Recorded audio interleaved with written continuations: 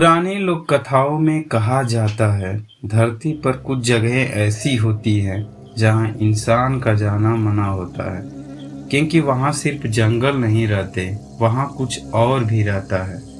कुछ ऐसा जो इंसानों के अंदर छिपे अंधेरे को पहचान लेता है। दिल्ली के एक पुराने संग्रहालय में काव्या, जो 28 साल की एक इतिहासकार है, उसका चेहरा बहुत ही गंभीर और दिमाग बहुत तेज है। वह पुराने तिब्बती दस्तावेजों की जांच कर रही है। एक लकड़ी का टूटा संदूक खुलता है। उसके अंदर उसे एक पुरानी डायरी, एक नक्शा और एक काले पत्थर का छोटा टुकड़ा मिलता है। जैसे ही काव्या पत्थर छूती है, उसे एक फ्लैश दिखाई देता है। घना जंगल, खून, लोग चीख रहे हैं और कोई फुसफुसा रहा है। वापस रख दो। काव्या घबरा कर हाथ पीछे खींच लेती है। ये आवाज सुनकर काव्या बोलती है, ये क्या था? वह डायरी खोलती है। उसमें लिखा है, मायावन की रक्तमणि जो मृत्यु को भी हरा सकती है, लेकिन जो उसे छूता है, जंगल उसे कभी जाने नहीं देता। समीर, जो एक वाइल्ड लाइफ फोटोग्राफर है, उसका स्वभाव बिल्कुल शांत है, लेकिन वह अंदर से टूटा हुआ है। वह बर्फीले पहाड़ों में अकेले ट्रैकिंग करता रहता है। उसके कैमरे में दुर्लभ जानवरों की तस्वीरें कैद होती रहती हैं। काव्या समीर को कॉल करती है और कहती है, मुझे तुम्हारी मदद चाहिए।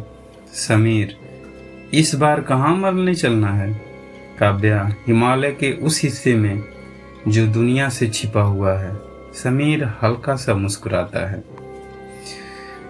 अब रोहन, जो महंगे कपड़े पहनने का शौक रखता है, उसके अंदर खतरनाक आत्मविश्वास है, लेकिन उसके ऊपर बहुत भारी कर्ज भी है। जब वह रक्तमणि के बारे में सुनता है तो उसकी आंखों में लालच चमक उठता है। रोहन बोलता है, अगर वो पत्थर सच में इतनी कीमती है तो हम सिर्फ इतिहास नहीं बनाएंगे, हम दुनिया खरीद लेंगे। फिर तीनों एक साथ हिमालय की यात्रा शुरू करते हैं। रास्ते में उन्हें बर्फीले तूफान, टूटे हुए पुल, जंगली जानवरों और गहरी खाइयों का सामना करना पड़ता है। धीरे धीरे वो लोग आगे बढ़ते हैं। एक जगह समीर महसूस करता है कि कोई उन्हें देख रहा है, लेकिन पीछे घूम के देखता है तो कोई नहीं।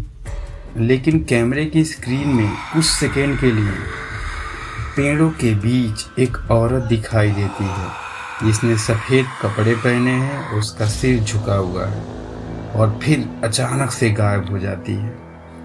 समीर बोलता है, तुम लोगों ने देखा?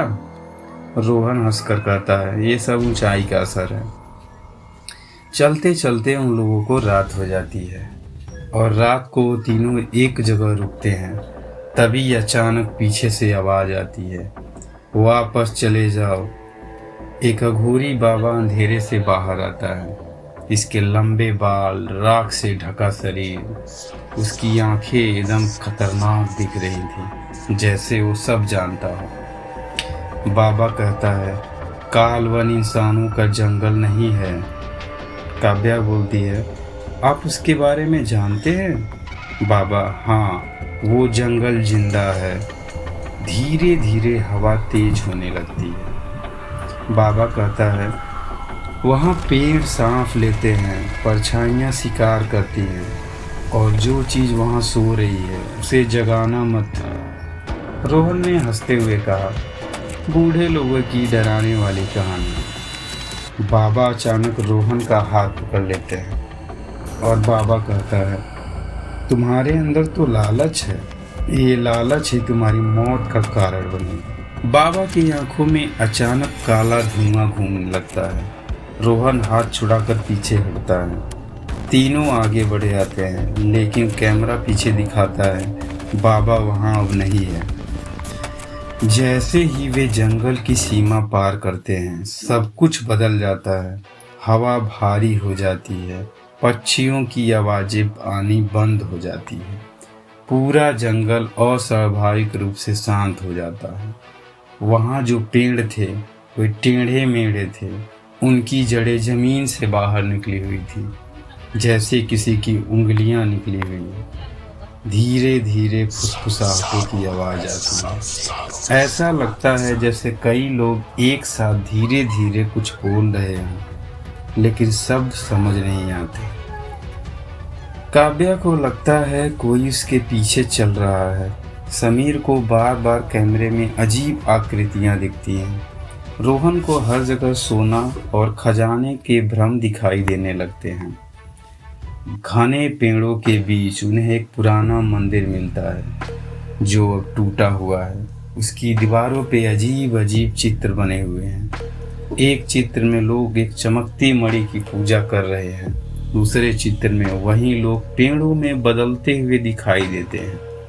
काव्या बोलती है, ये लोग जंगल के रक्षक थे, समीर, या फिर उसके शिकार थे। काव्या दीवार पर पड़ती है। रक्तमणि जंगल का हृदय है, जो इसे बाहर ले जाएगा उसका अंधकार जाग जाएगा। रात के टाइम वे मंदिर के पास टेंट लगाते हैं। समीर पहरा देता है। तभी अचानक उसे दूर किसी की चीख की आवाज़ सुनाई देती है। वह टार्च घुमाता है। एक पेड़ के पीछे वही औरत थी। इस बार उसका चेहरा आधा सड़ा हुआ है। समीर डर जाता है, लेकिन जैसे इस पलक झपकता है वो गायब हो जाती है। आधी रात को रोहन जाग रहा है, बाकी दोनों सो गए हैं। उसके आंखों में पागलपन है, लालच का। तभी उसे मंदिर के अंदर से लाल रोशनी दिखाई देती है, जैसे उसे कोई बुला रहा हो। धीरे धीरे आवाज आती है, आओ, तुम इसके योग्य हो। रोहन गर्भगृह में पहुंचता है और उसे वहां बीच में एक बड़ा सा पत्थर का चबूतरा दिखाई देता है और उसी पर रखा हुआ है रक्तमणि, जो धड़क रहा था जैसे दिल धड़कता हो। जैसे ही रोहन मणि उठाता है, पूरी घाटी कांप जाती है। पेड़ जोर जोर से हिलने लगते हैं। धरती फटती है। एक भयानक चीख पूरे जंगल में गूंजती है। मंदिर की दीवारों से काले तरल बहने लगते हैं। मरे हुए जानवरों की आवाज आने लगते हैं। पेड़ों की शाखाएं सांपों की तरह हिलने लगती हैं। समीर और काव्या का नींद खुल जाता है ये आवाज़ सुनकर, और वे बाहर निकलते हैं और देखते हैं सैकड़ों काली परछाइयाँ जंगल से निकल रही हैं। काव्या बोलती है, रोहन ने मणि ले ली है। अब तांडव शुरू हो जाता है, यानी ये लोग भागना शुरू कर देते हैं। चारों तरफ जंगल में अंधेरा हो जाता है। सिर्फ टार्च की रोशनी ही दिखाई देती है और पीछे चीखती हुई परछाइयाँ पीछा कर रही हैं। अब रक्षक पूरी तरह दिखाई देते हैं, यानी ये रक्षक आधे इंसान आधे पेड़ खाली आंखें वाले राक्षस थे। उनके शरीर से फुसफुसाहट निकलती है। एक राष्ट्रीय जानवर उन पर हमला करता है। समीर मशाल से उसे जलाता है। काव्या गिर जाती है। एक परछाई उसका पैर पकड़ लेती है और समीर उसे खींच कर बचाता है। रोहन मणि को सीने से लगाए भाग रहा है। उसे भ्रम होने लगते हैं। उसे दिखता है वह दुनिया का सबसे अमीर आदमी बन चुका है। लोग उसके सामने झुक रहे हैं, लेकिन अचानक उन सबके चेहरे सड़ने लगते हैं।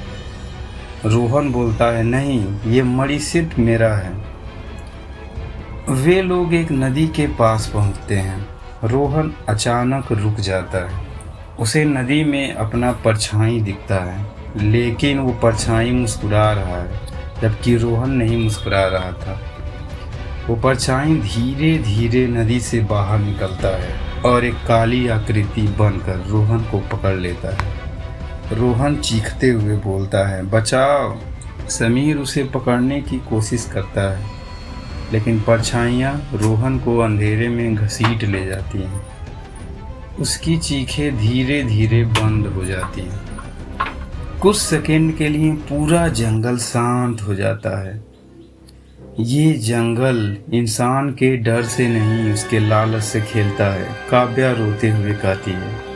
समीर और काव्या मंदिर लौटते हैं। जंगल पूरी तरह जाग चुका है, पेड़ हिल रहे हैं, धरती फट रही है। काव्या समझ जाती है मणि कोई खजाना नहीं, वो एक सील है जो जंगल के अंदर मौजूद अंधकार को बंद रखती है। समीर मणि पकड़ता है, उसके हाथ जलने लगते हैं, लेकिन वो बहुत ही मजबूती से उसको पकड़े रहता है। उसे अपने सबसे बड़े डर दिखाई देते हैं, जैसे उसके पिता की मौत, उसका अकेलापन, असफलताएं। तभी एक आवाज़ आती है, तुम भी लालची हो।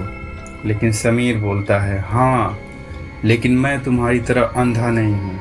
वह पूरी ताकत से मणि को पवित्र गुफा में फेंक देता है। जंगल में तेज लाल रोशनी फैलती है, सारी परछाइयाँ चीखने लगती हैं। फिर अचानक सब शांत हो जाता है और हवा रुक जाती है। सुबह की पहली किरण जंगल पे पड़ती है। समीर और काव्या घायल हालात में जंगल से बाहर निकलते हैं। पीछे काला वन धुंध में गायब हो रहा था। हर इंसान अपने अंदर एक जंगल लिए चलता है, जहाँ डर भी रहता है और लालच भी। असली राक्षस वो नहीं जो अंधेरे में छिपे हैं। असली राक्षस तो वो है जिसे हम अपने अंदर पालते हैं। जो इंसान अपने भीतर के अंधकार को नहीं हरा सकता, वो बाहर की रोशनी कभी नहीं पा सकता। 1 महीना बाद जब जिंदगी सब सामान्य चल रही थी, समीर अपने लैपटॉप पर जंगल की तस्वीरें देख रहा था और काव्या से वीडियो कॉल पे बात भी कर रहा था। काव्या ने कहा, शायद अब सब खत्म हो गया है। तभी समीर एक फोटो जूम करता है और उसमें पीछे रोहन खड़ा है, लेकिन उसके पीछे वही औरत खड़ी है। धीरे धीरे तस्वीर के अंदर वो औरत अपना सिर कैमरे की तरफ घुमाती है। समीर के कैमरे की लाइट झपकने लगती है।